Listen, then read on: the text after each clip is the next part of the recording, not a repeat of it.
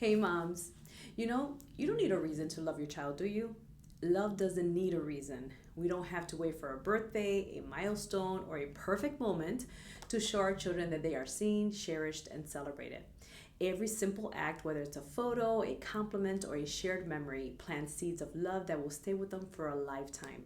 So this week, we're going all in on intentional kindness, quiet surprises, and joy filled memories that speak louder than words. Hi, I'm Rosie Perez, author of A Year of Love 365 Days of Faith and Inspiration for Mothers. Every single week, I share simple, faith filled ways to connect with your child and nurture love at every stage of motherhood. Visit my website for daily entries, free resources, and join our virtual mom group for encouragement and prayer. Now, let's dive into this week's Steps of Love.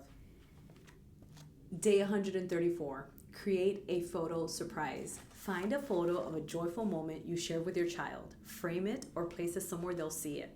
For younger children, tape it to the fridge with a sticky note that says, "I love this day with you." Now that my kids are older, I do this all the time with them. Just recently, I sent my son a photo from a day we spent at the beach a while ago.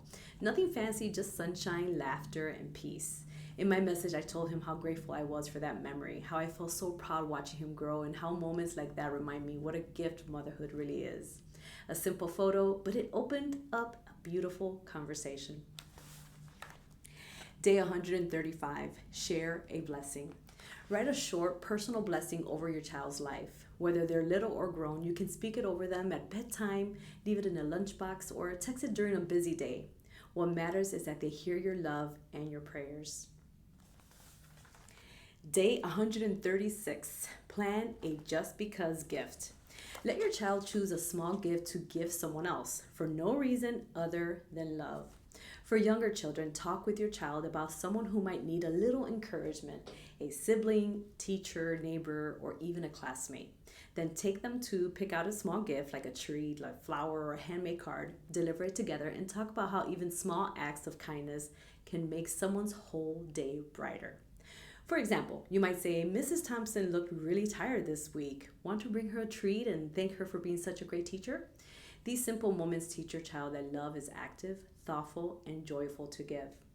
Now, for younger adults, surprise them by stopping by with a small gift, tidying up their space, or spending time with them. This says, "I see you, I love you, and I'm thinking of you."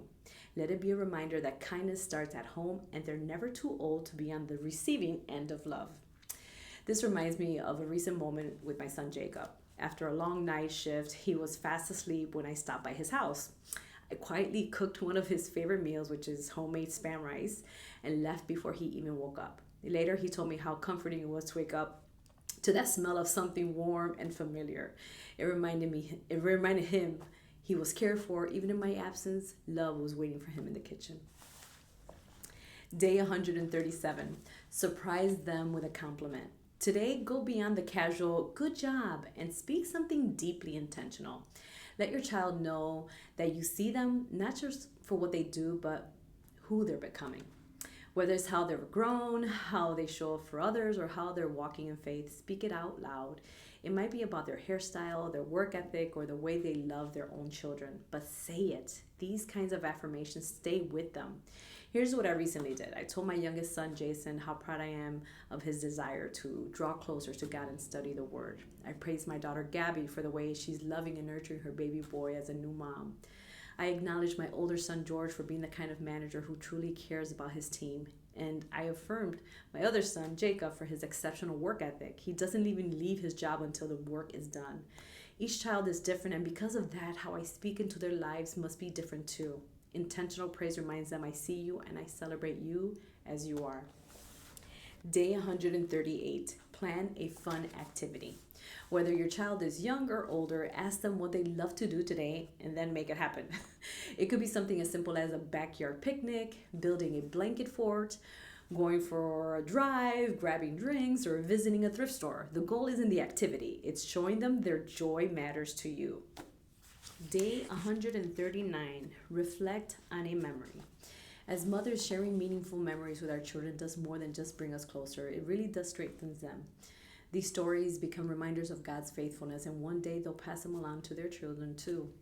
One memory I'll never forget is when my daughter Gabby was battling severe eczema as a child. This is so hard to talk about. Her skin was so painful, it looked burned, and nothing the doctors gave us worked. We went from one treatment to another, but nothing brought relief. I remember taking her to Georgie's baseball game and sitting in the car because her skin was so couldn't be exposed to the sun. She looked at me with tears in her eyes and asked, "Mom, am I going to die young? Because I can't live like this any longer." I held her and we cried together. Then we prayed. We called every prayer warrior we knew, and our family united in faith. And God healed her. She still has a few scars, but oh man, this was a tough one to talk about. I called every prayer warrior in my family, and God healed her.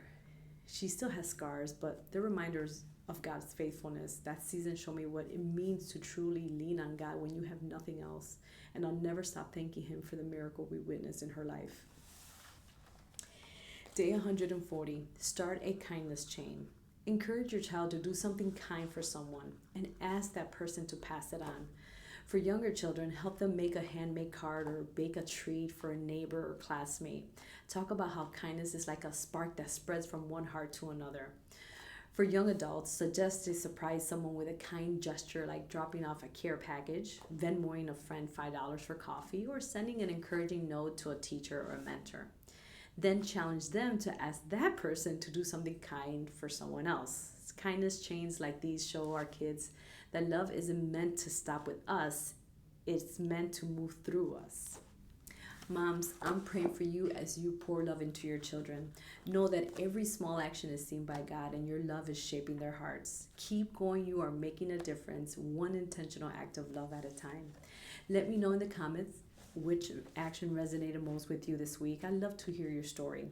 And if you'd like to share your journey, I'd love to interview you for Real Mom Talks. I'm cheering you on every step of the way. Don't forget to subscribe so you don't miss next week's steps. And join our virtual mom group for more encouragement and prayers. See you next week, friends.